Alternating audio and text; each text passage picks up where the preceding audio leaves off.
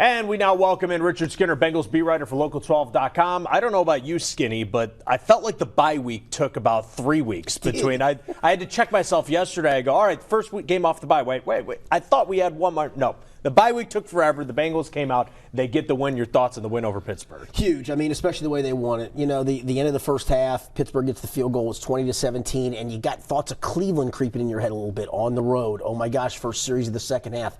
How about the defense? First 7 series, and there were 8 series actually in the second half that they had to play defensively. But the first 7 defensive series of the second half, they allowed just 2 first downs and 67 yards total offense. I thought they changed the whole tenor of the game for the Bengals. The defense was interesting because in the first half, it looked like Kenny Pickett was Ben Roethlisberger part 2, the way he was extending plays, making miraculous throws. George Pickens was being wide open down the field with the injured secondary. The second half, though, they were able to tighten it up. What do you think the difference was? Yeah, I'm looking forward to talking to Lou either tomorrow or Wednesday. It looked like he stopped blitzing as much as and I think I get what he was trying to do. You know, you're trying to put pressure on the rookie to make quick decisions, and it just didn't work in the first half. And it looked like he showed blitz pressure. I thought one of the best plays of the night was he showed blitz pressure.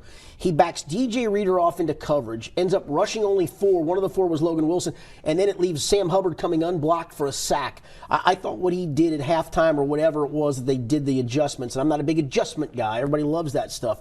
I thought they adjusted, though, on the fly very well to really confuse Kenny Pickett in the second half. I mean, that defensive performance turned the whole game around, especially when the offense was struggling at times. They weren't really able to affect him much when they were blitzing in the first half. Not like you said, the second half, though, it's like they turned on Sam Hubbard and Trey Hendrickson. They were able to get pressure off the edge. Hendrickson ends up with 2 sacks. A really good sign for this team going forward because we have the big names, they have the big contracts on the ends, but they haven't had much production. No, and that's the thing. I think DJ Reader helps with that a little bit. Certainly that push in the middle of the pocket keeps quarterbacks from stepping up. But yeah, like I said, I get what Lou was doing the first half, and I can't wait to talk to him about it because he's really usually honest about this kind of stuff of him just deciding in the second half, I'll show you blitz pressure, but I'm not coming. He came a lot in the first half, and it left a lot of guys in that secondary exposed. I was really interested to see how this offensive line played against the Steelers because they absolutely obliterated them in week 1 for all the sacks, the big interceptions.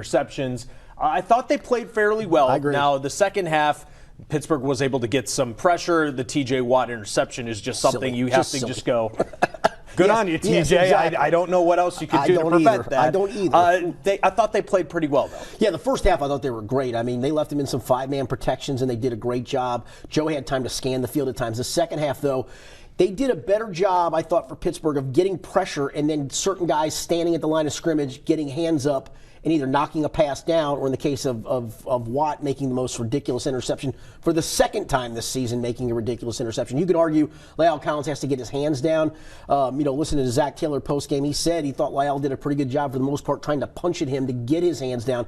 Guy made a great play. But yeah, other than that one stretch where it felt like every snap Joe was under duress, that pass out of the end zone to Tyler Boyd, kind of that back shoulder deep corner out, seemed to settle everything down. It was almost like, all right, we got this. We're out of the shadow of the goal line.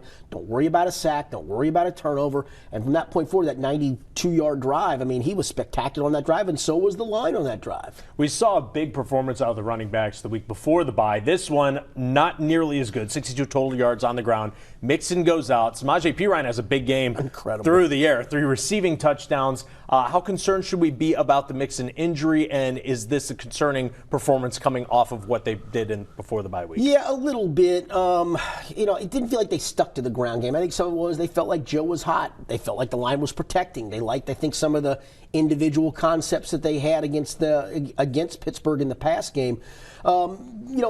Perine had a couple of effective runs in the second half when he did run it in Mixon's place. But, man, can you imagine if I had told you a Bengals receiver's catching 3 touchdowns, I'm going to get you one guy.